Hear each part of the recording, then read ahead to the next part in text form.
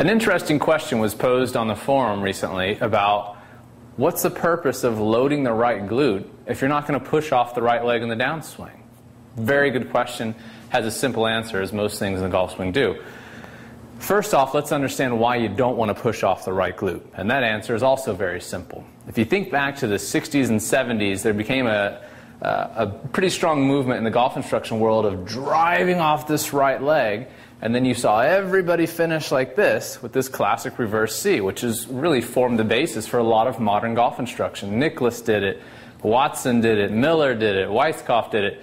All these guys used to have this very stylized finish, but also all of them eventually had their hips replaced. So if you don't want to go the route of having your hip replaced once or twice during your golfing career, there's got to be a better way, and of course there is. Your hip is not designed to take a tremendous amount of stress in this position. In the golf swing, when done correctly, or even incorrectly, when you're swinging fast, puts a lot of stress on the body. It just does. It's not something that, versus laying on the couch, you're putting a lot of stress on your body. There's just a lot of force that happens in the swing. So to hit the ball a long ways and to do it so safely and powerfully, we have to understand how the body's designed to move in those positions and still produce a sound golf swing. And so the reason you don't push off the right side is because that's exactly what creates that motion of the reverse C, is simply pushing off the right foot.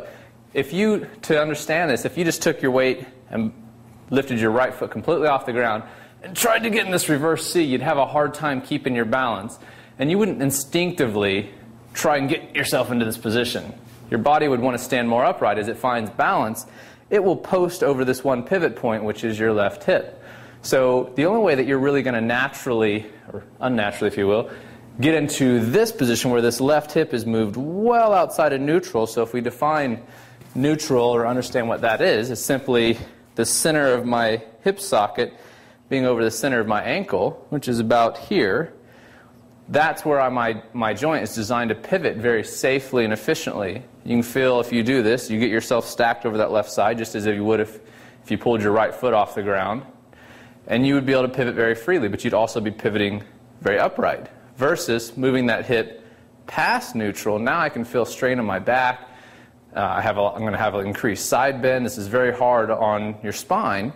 So now I'm going to be in a position where it doesn't really feel that free to rotate on my hip. I feel some strain on the outside of my leg, the outside of my hip socket, and so on. So that's the main reason you don't want to push, is because you're going to move yourself outside of neutral. Now when you use just the left side musculature of the body, it naturally wants